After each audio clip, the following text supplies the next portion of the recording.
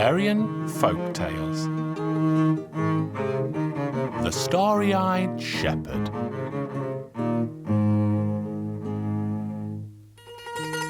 Once upon a time, there lived a poor man. He had only one son and a wife. One day his son said, "Father, I'm going to leave home and seek my fortune." "Son, be sure to take the path where there's no mud." Then his parents gave the boy a bundle of food and bid him farewell. The boy walked and walked. He walked his way across 7 lands. He did not stop until he arrived at a lush green meadow, where he saw a flock of sheep grazing unattended. "Those poor sheep have been left all alone. I shall watch over them until their shepherd returns." The time passed, but no shepherd appeared. The boy stayed with the sheep until he ran out of food. He thought he would take the sheep down to the local town, where he would sell a few of them to buy some food for himself. The boy walked down into the town and sold a handful of lambs to the local butcher. He then used the money to purchase all that he needed and settled down with his sheep at the edge of the town. A king also lived in this town, and he was a very cruel king indeed. He was so very cruel that he had people executed for not saying "bless you" whenever he happened to sneeze. One Sunday morning, the king sneezed unusually loudly, and so all of his soldiers rode all over the country to order the common people to say, "Bless you, your highness, your very good health." The young shepherd was still out in the meadow watching over his flock when the soldiers rode up to him and ordered him to bless the king, but he refused to obey until the king granted him the hand of his beautiful daughter. So the soldiers carted the shepherd boy off to the palace and presented him to the king. The king's beautiful daughter was also there when they arrived, and she liked the young shepherd, but said nothing of it to anyone. Then the king addressed the shepherd, saying, "Will you not bless me, your king, and wish me good health?" "I will not, your highness, even if you have me killed, though I happily would if you let me marry your beautiful daughter." "A lowly shepherd boy like you will never marry my beautiful daughter." Then he ordered his soldiers to throw the shepherd boy to the hungry wild pigs.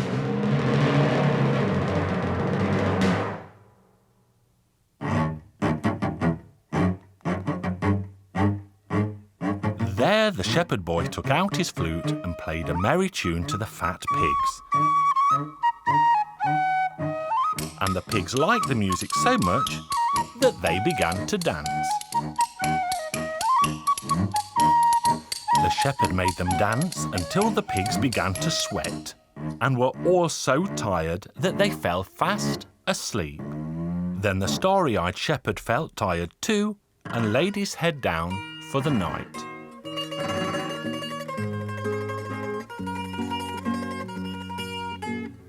In the morning, the marshal went to see if the boy was still alive, and when he saw that he was, he took him before the king again. "Now, young shepherd, wish that God should bless me and give me good health." "I will not, your majesty, not until you grant me your daughter's hand, not even if you throw me into the pit." "Guards, throw him into the pit with the scythe blades." "Oh, that's no joke. If I'm cast down into the pit," the shepherd thought, "the blades will cut me to shreds." The soldiers asked the shepherd again, "Well, will you now ask that God bless the king and wish him good health?" "Wait 1 minute, my good men. Leave me alone for a moment while I think." So the soldiers left the starry-eyed shepherd alone. The young shepherd stuck his crook into the ground, took off his coat, and then put his hat on top of the crook. He shouted to the soldiers, "Now you can come in and do with me what you will, for I shall never wish that God bless the king and give him good health." Then he swiftly hid himself in a dark corner. The soldiers were sure that the crook, the coat, and the hat were the shepherd boy, so they threw them into the pit. The candle down in the pit went out, and so they thought that the poor shepherd had landed on it and died. The very next morning, the marshal went out to check the pit. He heard a pretty tune playing on a flute inside. What on earth can this mean? It's impossible that the shepherd is playing his flute. So he opened the door of the house and saw the shepherd there merrily blowing his flute. He locked the door on the shepherd and ran back to the king. "Your Royal Highness, the starry-eyed shepherd is still alive." "Bring him before me at once," the king demanded. The shepherd was again presented, and the king again told him, "Ask that God bless me and wish me good health." "I will never do such a thing until I can marry your daughter, even if you have me thrown to the owls." "Take him to the tower. He will soon beg God to bless me and wish me good health when the hungry owls peck out his starry eyes." So they took the shepherd boy to a chamber in the tower. But as soon as the door was closed, he took out his flute and began to play, and a miraculous thing happened. All the animals in the tower began to dance to his merry tune. The animals screeched and shrieked, and the young shepherd made them dance until they were all tired out. Then they all pulled themselves away and fell fast asleep. Then the shepherd joined them and slept until morning. The next morning, the marshal went up to the tower. He opened the door to see the boy sitting and laughing to his heart's content. The king's marshal ran quickly back to his master. "Your Highness, the shepherd is laughing as happily as if he owned the whole land." "What a tough boy he is. He cannot be killed. Bring him here at once." "It is true that you cannot be killed. Now sit in the golden carriage." So the shepherd boy sat in the golden carriage, and they drove deep into the silver forest. Then the king asked, "Tell me, shepherd, if I gave you this splendid silver forest, would you ask that God bless me and wish me good health?" "No, your Royal Highness, I would not. It's not the silver forest that I long for, but your daughter." Then they drove further still until they came to a golden pond where all the fish and water creatures were made of the purest gold. Then the king asked once more, "If I gave you this pond, would you ask that God bless me and wish me good health?" "No, never, your Royal Highness." "Then let's drive on." They soon arrived at a wonderful white wall made of marble, and within the limits of the wall stood a palace studded with sparkling diamonds. It truly was a beautiful sight. "Now, shepherd, ask that God bless me and wish me very good health." "I will not, your Royal Highness, until I can marry your daughter." "What a terrible fellow you are!" And as nothing else could be done, the king let it be known that his daughter would marry the starry-eyed shepherd, and the wedding would be in 2 days' time. He warmly welcomed all his subjects to the feast and offered a banquet of good food and fine wine, and all the men in the kingdom attended, along with their wives, who all ate and drank to their heart's content. The tables were piled high with delicious dishes, including hot horseradish that made the old king sneeze. Then the shepherd began to say, "May God bless you, sire, and give you good health. May God bless you, sire, and give you good health. May God bless you, sire, and give you good health." And he said it over and over until the king interrupted. "Stop telling me that, son-in-law. If you stop saying it, I will grant you all I have, my country and my kingdom too." Then the king gave all he possessed to the starry-eyed shepherd, whose poor parents moved to the palace, and they all lived happily ever after.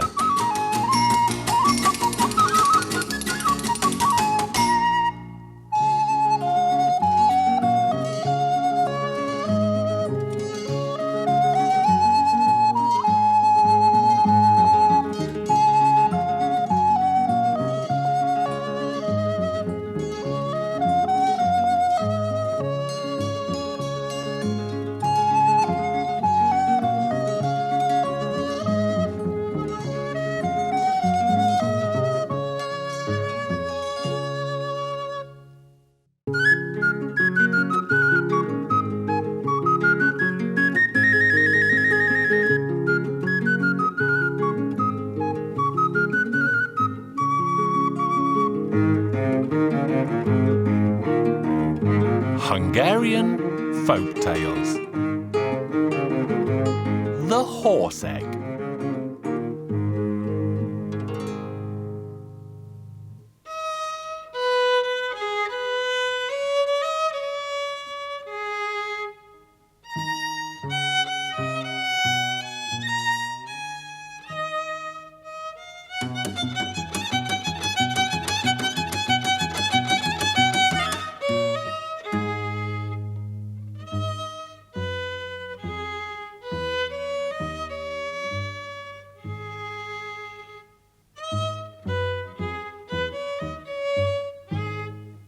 There once lived a peasant who found a giant pumpkin in the meadow.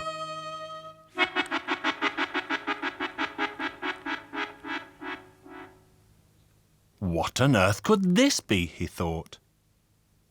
So he bent down, lifted the giant pumpkin up, felt it and smelt it, but he still had no clue what it was.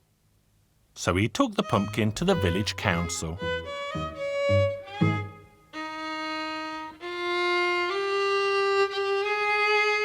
The councillors were in the middle of an important meeting when the farmer walked in and plonked the giant pumpkin on the table. And this surprised them all. I have lived a very long life, but I have never seen anything like that before. I have experienced a lot in my life, but I have never come across anything like that before. And I'm not a young man either, but I really couldn't tell you what on earth that is.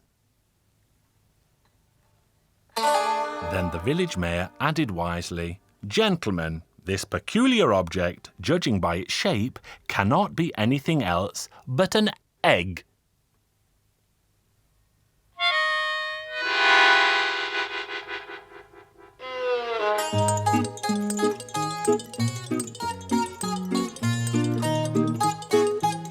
Of course, what else could it be? It must be an egg.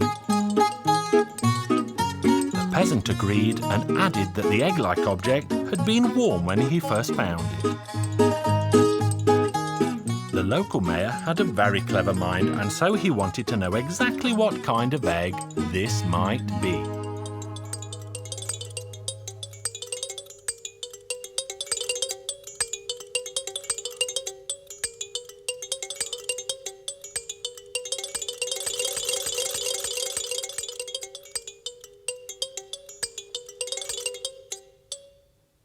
The old village leaders thought it could possibly be a terrible green dragon's egg.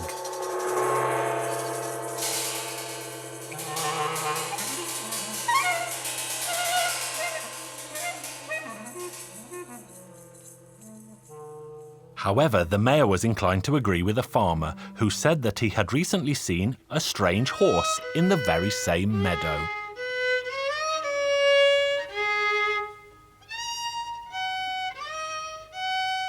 The village leaders liked the sound of this and said, "It must be so. Nothing other than a horse could have laid such a giant egg." "Good. So tell me, my friends, what should we do next?" "Why, you must catch it, of course."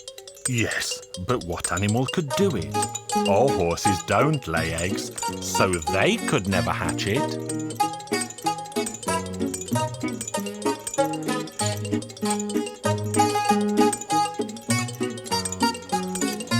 Everyone thought hard what to do.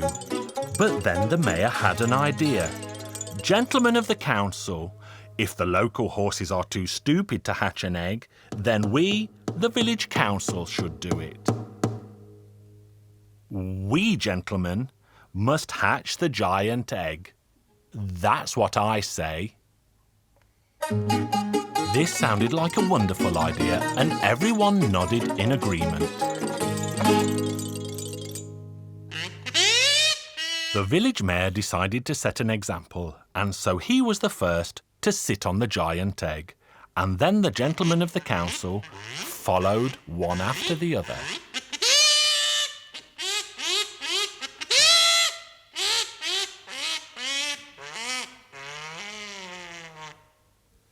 And they would all be still sitting on it today if the people in the next village had not spread the rumour that it had gone bad under their bottoms.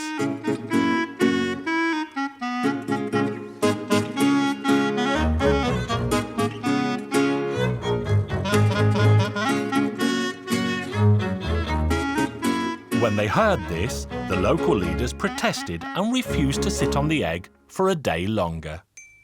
This made the mayor very sad because he said he was sure he had felt the horse moving inside it.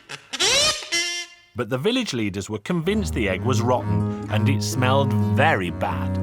But each stuck to their own side of the story.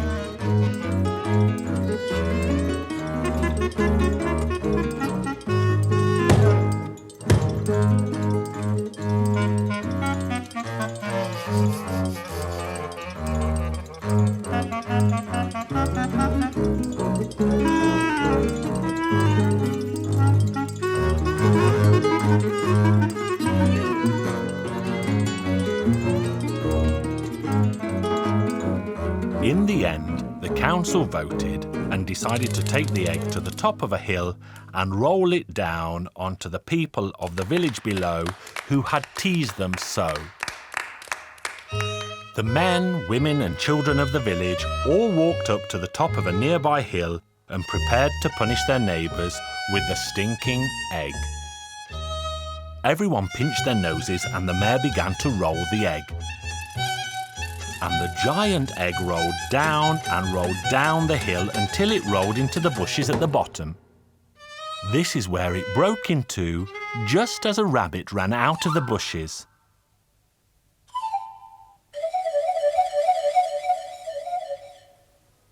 And all the villagers cried out, "There goes the horse! Come on, let's catch it!"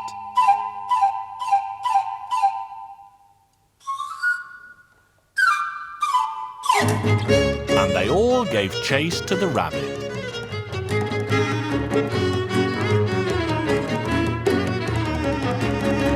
Only the mayor stayed standing on top of the hill and muttered sadly to himself, "I told them that something was moving inside. We should have had the patience to sit on the egg for another day, and it would have grown into a fine, strong horse."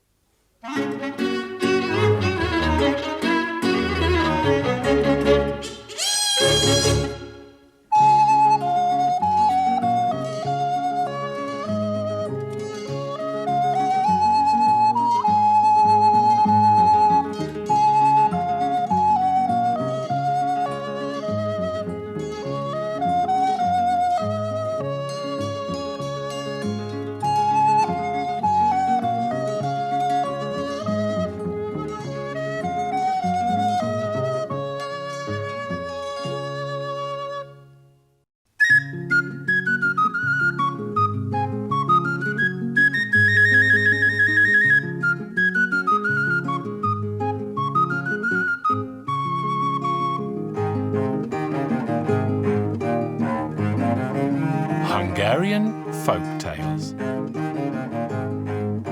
The Two Old Friends. Once upon a time there was a poor man. He was very poor and had a lot of children. It was near Christmas time and they had nothing to eat at home. So he had the idea to go out into the forest and collect nuts.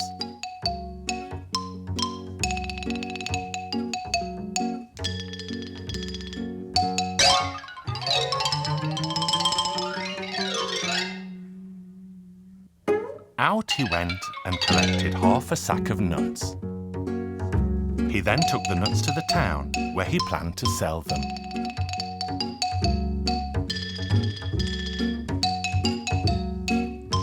As he got close to the town, he met an old friend.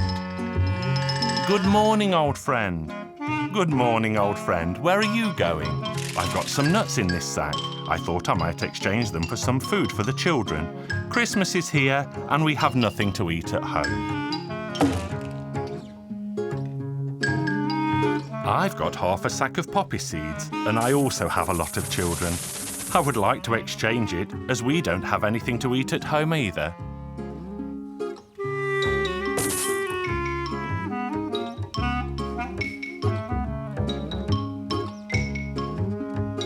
"Look, old friend, let's exchange the sacks without looking at what's inside." And they quickly exchanged sacks.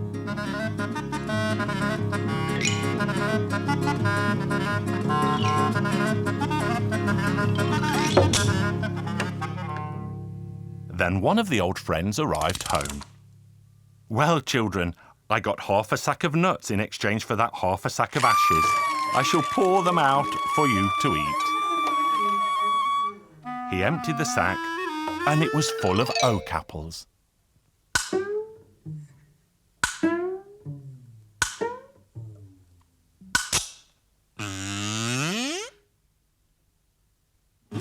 What a man! He cheated me. He will pay for this.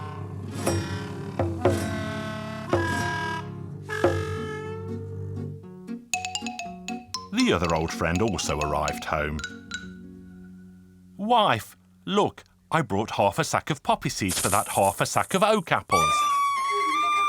The children were so excited that they danced around the table. The wife brought out a giant bowl. "Pour those poppy seeds out." Poured them out, but they were ashes. What a man! Why did he cheat me? So he set off to the town to meet his old friend. They both arrived and began to threaten each other with sticks. "What a man! Why did you cheat me?" They began to fight, but after a while, one of them began to laugh. "Why did you cheat me? We could never cheat each other. Let's join forces and work together."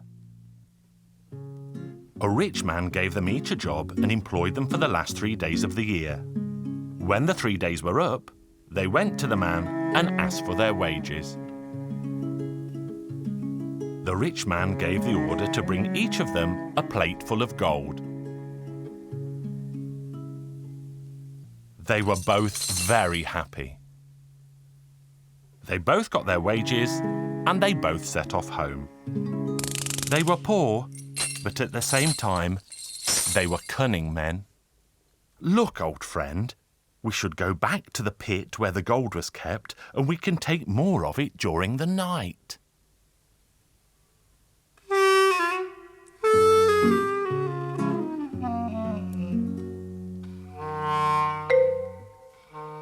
So they took an empty sack and went back.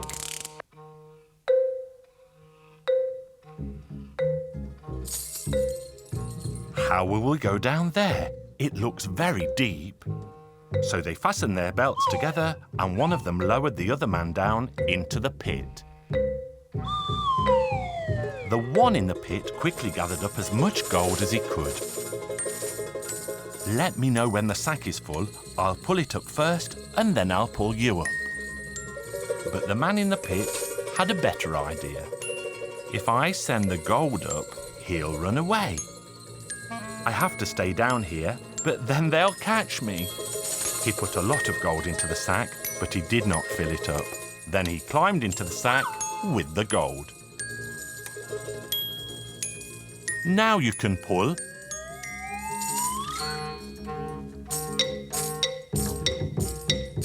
As they were nearing the forest, the man in the sack said, "Put me down, old friend. I know I must be heavy." "Oh, you are here too? Of course, I didn't want to stay down there. Let's have a rest. I'm very tired." "Very well, let's have a rest." The man was so tired that he sat down and fell fast asleep. So the other man picked the sack up and began to run away. When he awoke, the other man had gone. "What can I do? He's taken it now." Very well. Then he cut a stick, tied a thread to it,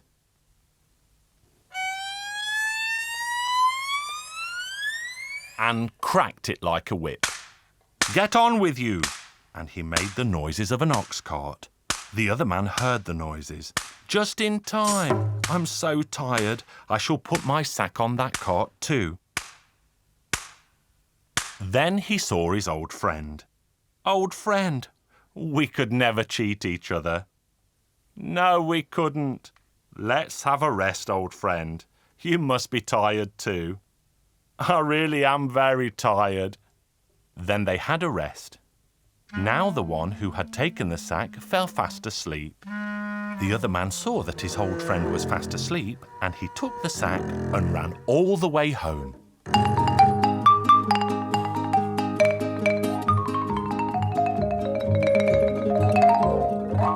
There he told his wife, "Put this gold quickly in a box, take the hoe, come with me to the cemetery, bury me, and if my old friend comes to see me, tell him I am dead." So they went to the cemetery. The woman carefully buried him under a thin layer of soil so that he would come to no harm. Then she returned home, where she held her head as if she was crying.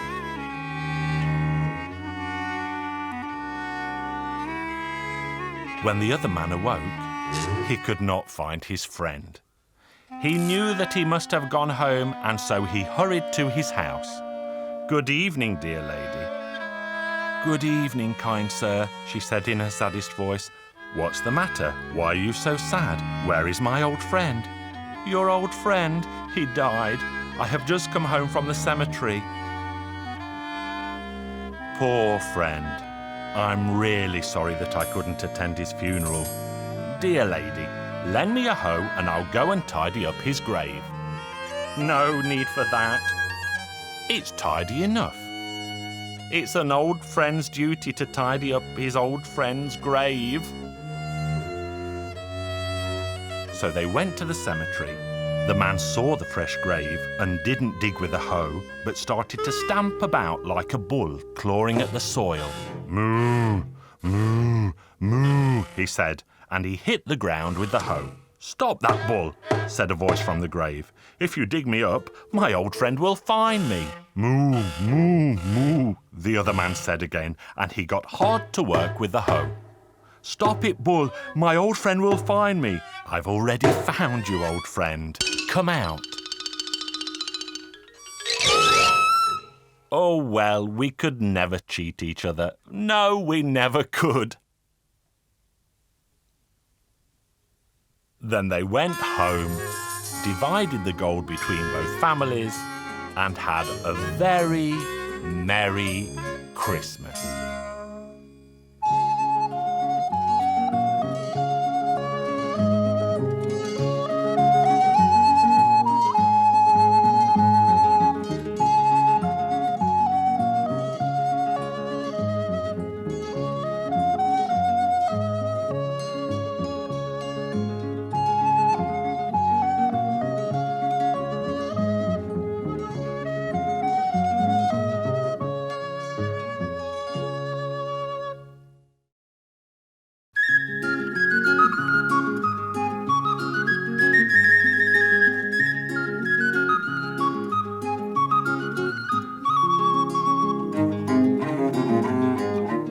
Hungarian Folk Tales. Abes, Kobeles. Once upon a time, in a faraway land, there lived a king. One day the king was out hunting in the forest and became so very lost that he could not find his way. "I wish someone would lead me out of this frightening forest and I would give him a sack of gold for his troubles. Follow me and I will lead the way." And that's what he did. "You should know, King, that I need neither money nor anything else, but give me that what you have now but did not have before you left your palace this morning." The king thought and thought that he must mean a cat or something simple like that. When the king arrived home, his servants ran out to meet him, shouting, "Make haste, your majesty, because you have a beautiful baby daughter, more radiant than the sun itself." But to make a long story short, the little man had said that he would only come to fetch the girl on her 15th birthday. When the king saw how pretty the princess was, he knew not whether to weep with joy or with sorrow. The queen said to him, "Are you not happy?" "Oh yes, I'm happy, very happy," the king said, and he told her the story. Days became months and months became years, and the princess grew. On her 15th birthday, the devil appeared because the little man was really the devil. Send your daughter out, King, for I have come to collect her at last. Oh dear, oh dear. The king and the queen wept and wailed. What can we possibly do? The gooseherd's daughter was also there, so they quickly dressed her in golden robes studded with diamonds. Then they put a crown on her head, opened the door and sent her out. The devil had a wheelbarrow that he made the girl sit in, and he pushed her away. He pushed her past water where geese were swimming. When the geese saw the girl, they began to gaggle. Gah, gah, gah, where are you going, goose girl? I'm going to hell and the devil's taking me. You're not the real princess, the devil asked. No, not at all. I'm the gooseherd's daughter. So the devil grew so angry that he tipped the girl from the barrow and left her there. The devil marched back to the royal palace. Listen, King, if you won't give me your daughter, I'll smash your door in. Oh dear, wailed the king and the queen. The swineherd's daughter was also there, so they quickly dressed her in golden robes studded with diamonds. Then they put a crown on her head, opened the door, and sent her out. The pig soon began to grunt. Where are you going, pig girl? I'm going to hell, and the devil's taking me. You're not the real princess, the devil asked. No, not at all. I'm the swineherd's daughter. Listen, King, open the door and give me the princess, or else I shall set your palace on fire. The king and the queen were both terrified, so they dressed their daughter while they wept, and they pushed her out of the door. The devil was delighted. He put the girl straight into his barrow and wheeled her to hell. Once there, she met a boy called John, who had also been stolen away from somewhere. They were both forced to work hard. John toiled all day in the stable, and the princess did the cooking, the baking, the cleaning, and she looked after the devil. Time passed, and John and the princess spent all their time together. One day John said, Princess, we should both run away from the devil. But how could we do that? I know a magic spell. I overheard the devil say it. I shall cast a spell on the broom and spit on it. Then the broom will answer for us when the devil tries to find us. That sounds like a wonderful plan. So they waited until the devil fell fast asleep, put the broom by the door, and John spat on its handle. Speak for us when the devil calls us. Now the devil woke up. Where are you, princess? Bring me my clothes. I want to get dressed. Right away, the broom replied. The devil waited for a while and then called again. Are you bringing my slippers? What takes you so long? I'm coming right away. Wait until I catch you, you naughty child. Where are you, naughty girl? Here I am. Where are you, manservant? Quickly sit on a shovel and ride off after them into the sky. Catch them and bring them back to me. John, my left ear is itching. Look back. Oh dear, princess. The devil's servant is after us and he's very close. Let us quickly do magic. I will be an old priest and you can become a church. And so that is what they did. Listen, old priest, have you seen young John and a princess passing this way? The old priest pretended to be praying. Abes, corbeles, abeles, corbeles. Old priest, don't chant verse to me, but tell me if you have seen John and the young princess. Abeles, corbeles, abeles, corbeles. Then the devil's servant sat back on the shovel and flew back to hell. The young couple turned quickly back, the church became the princess, and the old priest became John, and the two of them continued. Have you seen them? Could you reach them? Did you bring them back? I saw no one except an old priest and a church. But the priest was a fool and simply said, Abeles, corbeles, to all of my questions. Oh, that was them. Where is my other servant? He should sit on a hot iron and fly away after them. John, my right ear is itching. Look back.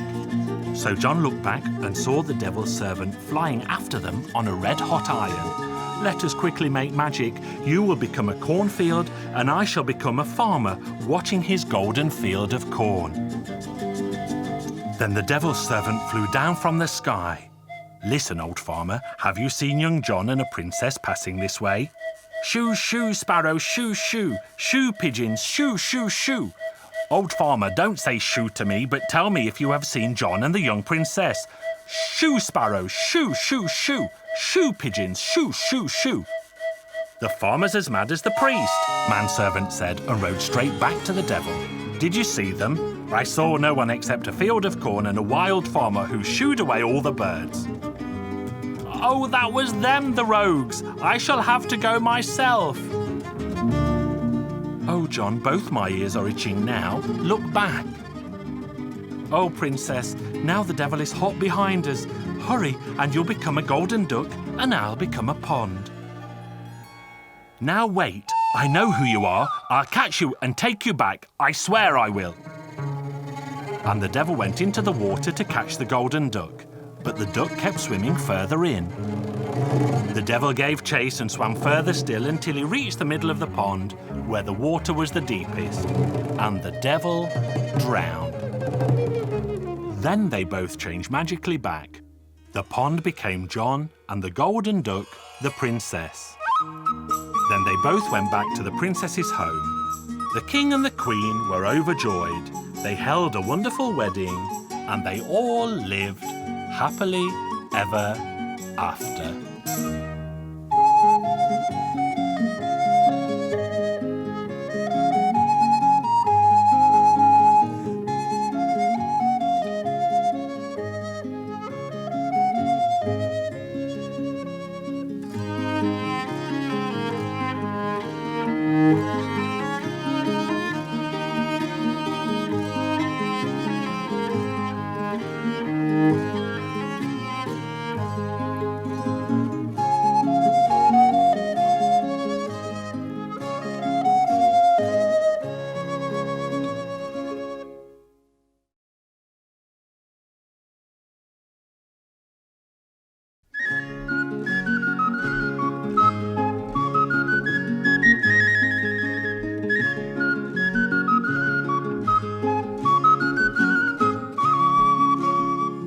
Hungarian Folk Tales. Little Diogenes.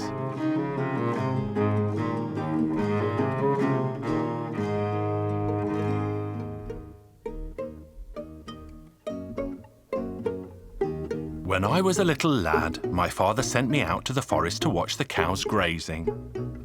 He told me to keep a close eye on the herd because if any of the cows strayed away, he'd skin me alive.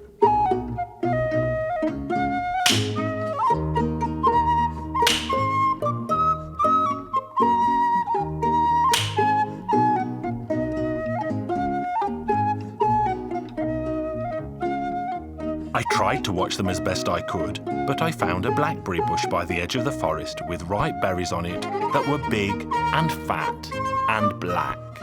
Well, like I said, I was only a lad, and I instantly forgot what my father had said and set to work eating as many berries as I could manage. And while I stood feeding my face, the two cows strayed away from the grass meadow and began to make a meal of valuable hay. And just as that was happening, the devil sent the local constable, who cracked his whip and drove those two stray cows away from the hay they shouldn't have eaten. I gave chase as best I could and appealed to the menacing man. "Constable, please, they're my father's cows. Let them go with me." But the man took no notice at all and saddled his horse and rode away. He set out for the town and I followed him as best I could on foot, but he was soon far out of sight. So what was I to do? I couldn't stand before my father without his precious cows. I thought it best to run away instead and drown my sorrows as best I could. So I sat on a pile of pebbles by the side of the road and wept and wailed, for I was still only a lad and I'd had to leave home. Soon a woman passed and she said, "Why are you weeping, young lad? What on earth occurred?" So I told her of my troubles and that I did not dare to return home or else my father would surely skin me alive. My parents would never see me again and I would be orphaned and homeless. "Don't be so foolish, young lad," said the woman. "A parent's punishment strengthens the soul, but a blow from a stranger only bruises a boy's body. Now take yourself home before it gets dark." "I will not," I told her boldly. When the woman saw that she spoke to me in vain, she washed my filthy face, then she took me by the hand and led me to a large stone house. When we reached the kitchen, she placed a plate of steaming porridge before me, but my belly was so filled with berries that I couldn't swallow as much as a spoonful. But I didn't dare leave it because I thought she'd think me ungrateful. So I took the porridge and spooned it under my shirt. Then after I'd fed my shirt this fine supper, I lay down by the stove to warm myself. And as I lay in the snug, my sadness slowly slipped away, and I was happy to have found comfort in the kitchen of this motherly woman. But it wasn't long before her husband returned, who was not what I'd call a fatherly man. As he caught sight of me lying on the blanket, he complained to his wife, "Why have you brought another hungry mouth to the house? But he's nothing more than a lost lad. I thought he could help about the farm." Help? With what? A skinny thing like him will eat us out of house and home. Hey you, get up and lift up this sack of corn. I want to see if you're strong enough to be of service here. I tried to lift the heavy sack, but my 8 years proved not enough to lift the heavy weight. But I was soon undone when my belt burst open, my shirt shot out of my trousers, and a pool of porridge landed on the floor.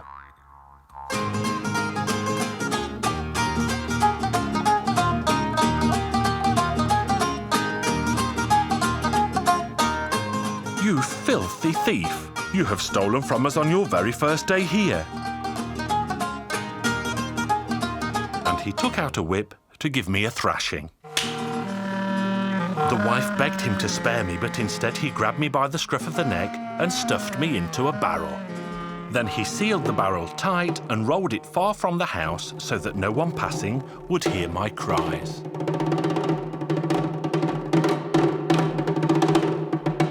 "And there you'll stay, you filthy thief, and tomorrow I'll have you locked in jail," he snarled. I was now stuck tight inside the barrel and could do nothing more than groan and moan.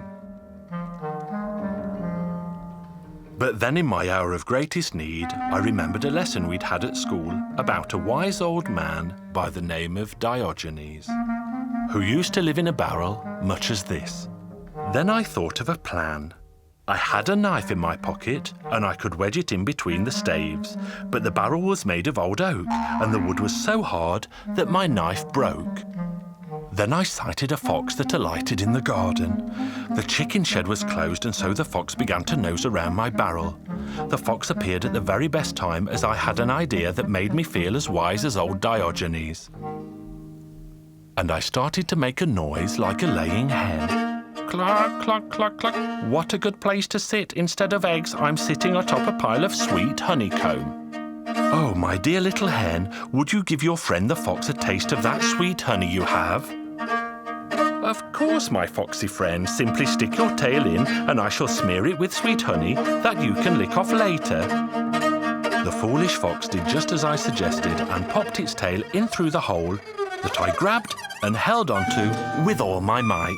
The hen thief thought it was caught for good and began to leap about the place.